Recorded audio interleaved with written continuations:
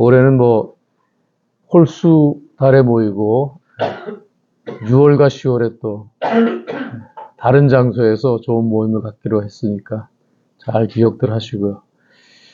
네, 오늘 본문의 말씀을 읽으니까 좀 메시지가 별로 이렇게 가볍지가 않죠. 디모데후서 3장 1절에서 9절의 말씀은 거짓 교사들과 그들의 행실에 대해서 고발하고 있는 내용이죠.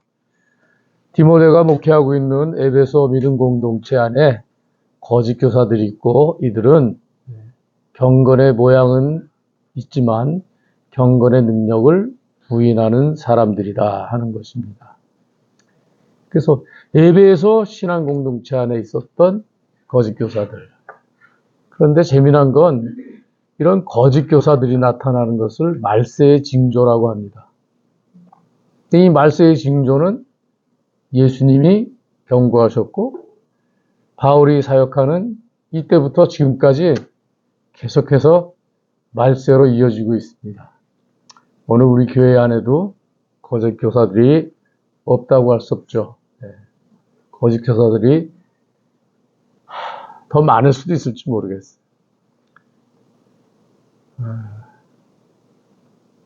자꾸 아까 이제 기도 가운데 오늘 우리 현실, 나라의 현실을 얘기했기 때문에 머릿속에 자꾸 이렇게 뭔가 이렇게 자꾸 들어오는 게 있는데, 교회 사역자들 중에 60%도 좌파다 뭐 이런 얘기가 있어요. 근데 뭐 좌파라는 게 사회주의 사상을 갖는 거를 좌파라고 하는 건지 진짜 정북 주사파를 좌파라고 하는 건지 그건 제가 잘 모르겠는데, 하여간에 일제하에서도 많은 사람들이, 지식인들이 좌파였다고 합니다. 그래서 뭐 7, 80% 정도가 그런 소셜리즘에 영향을 받았는데, 그거는 정황상 그럴 수밖에 없었죠. 우리가 일제의 지배하에 있었고 뭔가 돌파구, 혁명을 추구할 때 그런 사상적인 지식에 영향을 받을 수밖에 없었던 그런 게 있습니다. 근데 한국사를 또 공부해보면 한국인들은 굳이 뭐 서양의 좌파의 영향을 받은 게 아니고 우리 안에 그런 DNA가 있는 것 같습니다. 그래서 우리는 우리 스스로가 좀 말이 좀 이상한데 신바람, 신풍, 가미가제가 신풍이라고 그러죠. 근데 우리 안에도 그런 신풍 같은 게 있어서 우리가 이렇게 확 열이 올라오면은 뭔가 이렇게 전혀 상상할 수 없었던 일들도 성취하곤 하는 것 같습니다. 어떻든 오늘 이 거짓 교사들, 그들의 행실을 보면서 우리가 말세에 과연 어떻게 사는 것이 올바른 삶인가. 바울이 디모데를 향해서 계속해서 너는 충성된 일꾼으로 인정받기를 힘쓰라. 너는 이렇게 어렵고 힘든 상황 하에서라도 복음의 진리를 가르치고 전하기 위해서 힘써라. 주님을 기쁘시게 하기 위해서 너의 모든 것을 준비하고 다 쏟아 넣어라. 그런 말씀 중에 오늘 이 본문의 말씀이 있는 것입니다. 바울을 비롯한 신약의 저자들은 다들 자기들이 말세를 살고 있다 이렇게 믿었던 것 같습니다. 초림과 재림 사이, 예수 그리스도의 초림과 재림 사이, 이 기간을 신학적으로 종말의 때 말세라고 하는 것이죠. 유다서든지 뭐 베드로후서든지 이런 다른 성경의 말씀에도 있지만은 어떻든 종말의 때를 살고 있다는 이런 긴장은 아까도 말씀드린 것 같이 거짓 교사가 마지막 때의 징표인 것처럼 늘 우리 가운데 존재하는 우리 자신들의 현실에 존재하는 그런 정황인 것 같습니다. 거짓 교사들이 나타나는 것이 말세에 있는데 이 사람들은 어떤 사람들인가? 디모데후서 2장에 보면은 많은 내용들이 나와 있어요. 근데 일꾼, 하나님께 인정받는 일꾼의 특징들을 제시한 다음에 3장에 와서 비로소 거짓 교사들의 특징을 말하고 있죠. 여기 거짓 교사들은 주로 헛된 말과 무식한 변론을 꾀하는 사람들입니다. 참 어려운 게 전제가 다른 이런 다툼이 일어날 때 우리가 그것을 어떻게 해결할 것인가가 참 어려운 것 같습니다. 제가 살아오면서 그런 걸 너무 많이 느꼈어요. 두 사람이 의견을 제시하는데 전제가 달라요. 그럴 땐 이걸 어떻게 해결할 수 있는가? 저는 여전히 지금도 해결이 안 되는 난제인 것 같습니다. 근데 재미난 건 바울은 디모데에게 이 거짓 교사들을 대적하라 그래요. 대적. 대적하려면 어떻게 해야 되겠습니까? 거짓 교사들을 잘 알아야 되겠죠. 그런데 디모데후서 2장을 보면 충성된 일꾼, 인정받는 일꾼이 되기 위해서는 어떻게 해야 한다 하는 것을 미리 제시했다 그랬죠. 그리고 이제 3장에 가서 거짓 교사들을 정확하게 낱낱이 보여주고 있는 것입니다. 자, 우리 처음 절서부터 한번 보죠. 너는 이것을 알라 말세에 고통하는 때가 이르러. 자, 고통하는 때, 말세에 고통하는 때, 거짓 교사가 있다는 것 자체가 고통하는 때를 의미합니다. 말세가 무조건 고통하는 때라 일반화시킬 수 있을지 모르겠어요. 왜 그렇죠? 우리는 말세라는 시간을 신앙으로, 믿음으로 살아가야 되는데, 은혜로 살아가야 되는데, 세상 그렇지 않다는 것이죠. 사도 바울의 가르침에 육과 영이라는 이분법들을 많이 볼 수 있습니다. 근데 그거는 육과 영을 딱 분리해서 이분법이 아니고 우리 실존, 우리 삶이라는 게 모순된 자아를 갖고 사는 거 아니겠습니까? 왜 육체로는 육체의 소욕을 따르는 것은 성령의 소욕을 대적하는 것이다. 원수가 되는 것이다. 이런 가르침 안에서 우리가 어떻게 살아야 되겠습니까? 그러면 이 모순을 역설로 사는 것이죠. 역설이 무엇입니까? 예수 그리스도의 복음이죠. 참 하나님이면서 동시에 참 인간이시고 십자가의 죽으심을 통해서 모든 사람의 죄를 사하시고 부활하셔서 자기가 주 되신 것을 입증해 주셨던. 그래서 우리 인간 본연의 우리 위치에서는 수용할 수 없는 역설, 믿음이 아니면 은혜가 아니면 믿을 수 없는 복음. 그걸 제시해 준 분이 바로 예수님이시죠. 그 복음을 따라 우리가 살아야 한다는 것, 이건 역설이 아니면 설명이 안 되는 것 같습니다. 사람들이 자기를 사랑하며 돈을 사랑하며 자랑하며 교만하며 비방하며 부모를 거역하며 감사하지 아니하며 거룩하지 아니하며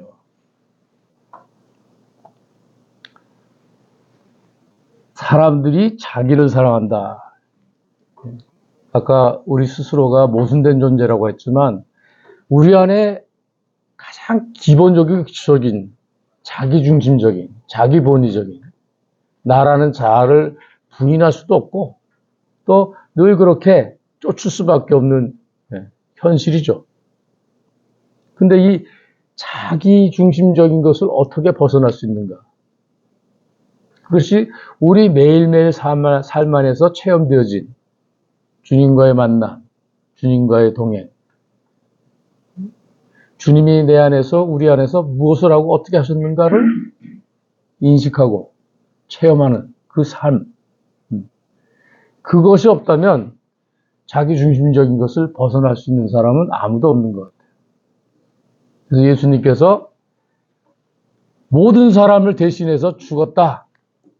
그것은 모든 사람이 죽을 수밖에 없는 존재인데 그 사람들을 살리시기 위해서. 그러니까 자기를 사랑하지 않는 것은 무엇인가? 자기를 부인하는 것은 무엇인가? 자기 아닌 것을 사랑해야 되는 것이죠. 타인을, 남을, 내가 아닌 다른 것을 사랑할 줄 알아야 된다는 것이죠. 이걸 할 수가 없어요. 어떤 상태에서? 자연 상태에서. 본질적으로 할 수가 없어요. 근데 이것을 할 수 있게 하신 이가 하나님이시죠. 성령의 능력, 경건의 능력이란 그런 겁니다. 우리에게 아주 자연스러운 것, 그것이 전부가 아니죠. 보이는 것이 전부가 아니죠. 보이지 않는 것을 믿는 것이죠. 그런 맥락에 있다고 보여집니다. 돈을 사랑하며, 참, 저도 돈을 좋아하는데, 여러분들은 어떠신지 모르겠어요. 사랑하지는 맙시다. 우리가 열심히 부지런히 성실하게 일해서 스스로 먹을 것을 만들어야죠. 예. 데살로니가 후서입니까? 일하지 않는 자는 먹지도 말라. 이 사도 바울이 그렇게 얘기하면 안 되잖아요. 예? 사랑이 그렇게 많은 사도가 일하지 않으면 먹지도 말라 그러면 먹지 않으면 죽는데 그게 아니죠. 돈을 사랑하는 것이 일만하게 근본이 된다. 돈을 사랑하지 말아라. 왜 그렇습니까? 구약서부터 신약의 일관되게 내려오는 거. 오늘 기도 말씀 가운데 있었지만은 가난한 자들을 착취하고 억압하고 했던 사람들, 그 사람들이 돈을 사랑하기 때문에, 자기를 사랑하기 때문이라고 고발합니다. 누가요? 무엇이요? 성경 말씀이, 하나님의 말씀이 그렇게 고발하고 구약과 신약의 역사가 그것을 반증하고 있습니다. 오늘 우리도 다르지 않습니다. 종말의 때 말세를 살아가는 우리도 다르지가 않아요. 자랑하며 교만하며 비방하며 부모를 거역하며 감사하지 아니하며 거룩하지 아니하며. 어찌 보면 우리 자녀와 부모의 관계 2절과 3절에서 그런 모습을 볼 수 있어요. 자녀들이 어떻게 합니까? 배은망덕이라고 할까요? 기껏 낳아서 키워줬더니 어머니 왜 날 낳으셨냐고, 내가 언제 여기 오고 싶어 했냐고 이렇게 나오기 시작하면 아까 말씀드렸듯이 전제가 다르면 이게 감당이 안 되죠. 이게 무슨 소리야. 그래서 우리가 늘 이렇게 말하죠. 가르침을 주죠. 너도 애를 낳아봐라. 그렇게 얘기하는데 어떻든 자녀들이 부모를 어떻게 해요? 배은망덕으로 대합니다. 그러면 3절에 가면 또 부모는 자녀들에 대해 무정하게 돼요. 더 이상 야 이제 키워줬으니까 너희들은 니들 사는 거니까 이러면서 부모와의 자식의 관계가 변질되죠. 무정하며 원통함을 풀지 아니하며 모함하며 절제하지 못하며 사나우며 선한 것을 좋아하지 아니하며. 제가 이 부모와 자녀의 관계를 엮어봤지만 이것이 근본적으로 거짓 교사들의 모습이에요. 그들의 본질적인 삶의 내용이에요. 겉은 아닌 것처럼 포장했지만 사실은 자기를 사랑하고 돈을 사랑하고 여기 나와 있는 것 같이 자랑하고 교만하고. 자랑과 교만은 어디서 오는 거죠? 하나님이 없다는 데부터 옵니다, 사실은. 비교의식에서 와요. 항상 자기 자신을 남보다 더 낫다는 데서 오는 것이죠. 자기가 더 우월하다는 것이죠. 과연 그렇습니까? 겉으로 보이기엔 그럴 수도 있습니다. 그런데 예수 그리스도의 복음은 그런 것들을 단번에 다 파쇄하죠. 다 무너뜨릴 수 있어요. 근데 이 거짓 교사들은 왜 이렇게 됐는가? 어떻게 자랑하고 교만하는가? 다 됐다는 거예요, 다 됐다. 다 이뤘다는 거예요. 구원도 이미 성취됐다는 것이죠. 누구의 구원이요? 나의 구원이. 과연 그렇습니까? 아버지께서 일하니까 나도 여전히 일한다. 네, 현재형이에요, 현재형. 계속해서 일하고 계세요. 우리가 용서를 받은 것 같이 남을 용서하는 것 계속해서 하는 진행형이에요. 그렇습니다. 네. 복음은 정체되지 않고 아주 역동적이죠. 생명이 사망을 이기는 것이고 사망을 덮어버리는 거예요. 어둠을 밝히는 빛이죠.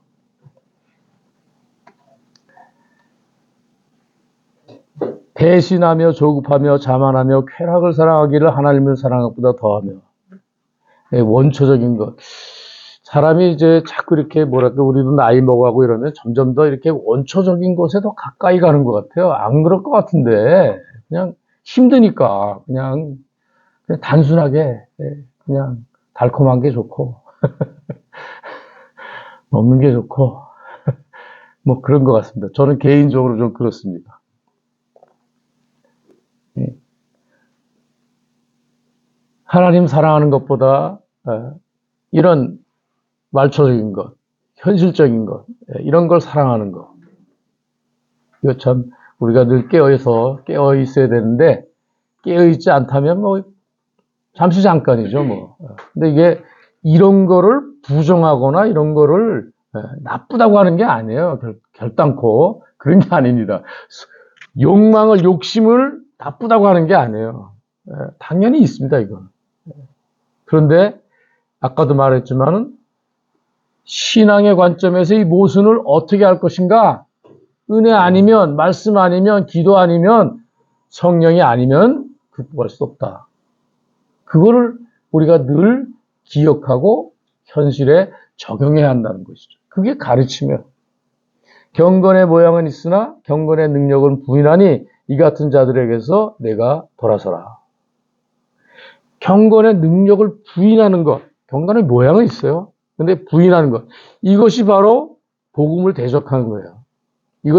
이것이 바로 가짜예요. 거짓이에요. 그들 중에 남의 집에 가만히 들어가서 어리석은 여자를 위인한 자들이 있으니 그 여자는 죄를 중히 지고 여러 가지 욕심에 끌림 받아요. 항상 배우나 끝내 진리의 지식에 이를 수 없느니라. 모르는 게 아니죠. 지식이 있다고 합니다. 믿음이 있다고 하죠. 그런데 결정적인 순간이 오면은 믿음이 없어지는 거예요. 실패하는 거예요.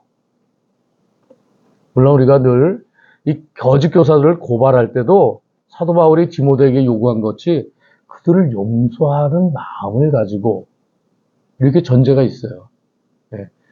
그냥 무조건 미워하는 게 아니에요. 그 잘못됐다고 고발만 하는 게 아니에요. 그들이 돌아오기를 고대하면서 바라면서 그와 같이 대적하는 것이죠. 이 챌린지 무엇으로 대적합니까? 선한 것으로, 복음으로, 선한 행실로. 그거 외에는 이길 수 있는 방법이 없어요. 아니, 까짓거 뭐 한 대 해주지. 자연의 법칙이잖아요. 리바이어든 여러분이 아신 대로 힘 가진 사람이 이기는 거예요. 누구한테요? 힘 없는 자에게. 근데 복음은 그게 아니죠. 그게 아니에요.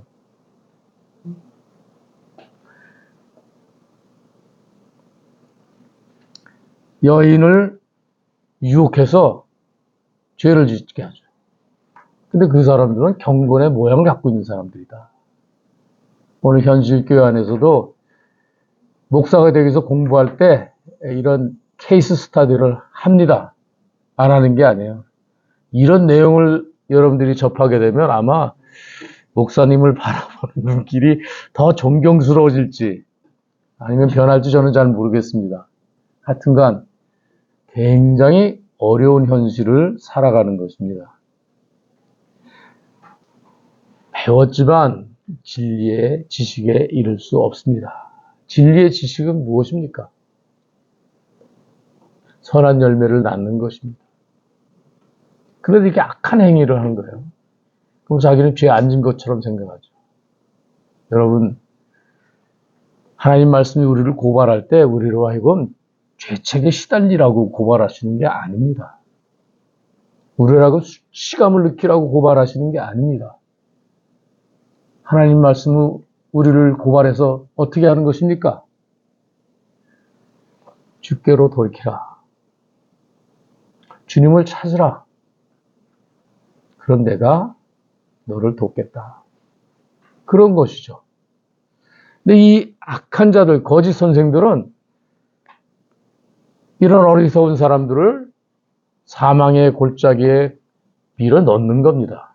자기는 아닌 것처럼 살아가죠. 얀네와 얀불에 대해서 이거는 성경에 어디 가서 찾아볼 수가 없죠. 어떻든 모세를 대적해서 그들이 하나님께로부터 벌을 받는 그런 예를 말하고 있습니다. 그러나 그들이 더 나아가지 못할 것은 저 두 사람이 된 것과 같이 그들의 어리석음이 드러날 것입니다. 경건의 모양을 가지고 살아가는 것이 바른 믿음이 아닙니다. 그리스도께 인정받는 복음의 일꾼이 되기 위해서 우리는 어리석은 것들로부터 돌이켜야 합니다.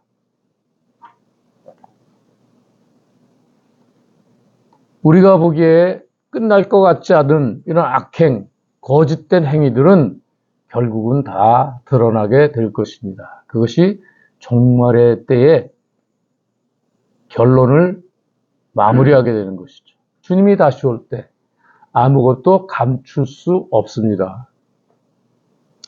바울이 늘 말한 것 같이 우리가 육체로 행한 행위대로 받게 되는 것입니다. 이건 아무에게도 다른 법칙이 없습니다.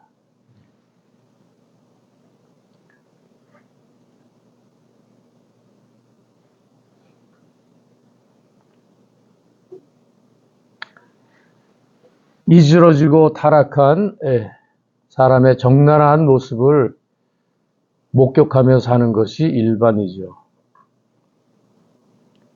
경건의 모양은 있으나 경건의 능력을 부인하는 그런 사람들로부터 돌아서기 위해서 다시 한번 오늘 사도 바울의 말씀을 통해서 복음의 가르침을 되새길 수 있기를 바랍니다. 말씀과 기도 안에서 죄를 멀리하고 하나님의 뜻과 그 말씀에 깨달음을 얻고 순종하면서 예수 그리스도께서 우리를 위해서 자기를 주셨던 것처럼 우리도 그리스도를 위해서 우리 자신들을 드리기에 힘쓰고 온전한 감사와 기쁨으로 살아갈 것을 간절히 소망합니다. 기도하시겠습니다. 하나님 아버지, 은혜와 사랑을 감사합니다. 어둡고 혼란스러운 때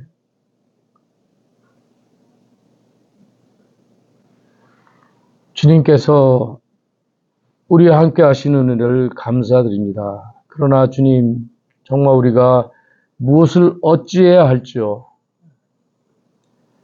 우리 주어진 자리에서, 주어진 위치에서 선한 일을 힘쓸 수 있도록 성령의 능력으로 역사하여 주시옵소서. 어리석은 저희들을 깨우쳐 주시사 세상이 감당하지 못할 지혜와 능력을 주셨는데 아버지 하나님, 믿음 없는 저희들을 긍휼히 여겨 주시옵시고 저희들의 작은 행실, 작은 말 하나하나가 주님께서 이 땅을 변화시키고 구원하시는 일에 쓰임받을 수 있도록 역사하여 주시옵소서. 특별히 67동행 기억하여 주시옵시고 하나님의 영이 강력하게 역사하여 주시사 우리를 권면하시고 우리를 치유하시고 우리를 회복시켜 주셨기를 간절히 바랍니다. 너무너무 힘듭니다. 주님, 약속의 말씀대로 도움이 되시고 산성이 되시고 피난처가 되시고 구원이 되어주실 줄 믿사옵고 감사함으로 예수님의 이름으로 기도합니다. 아멘.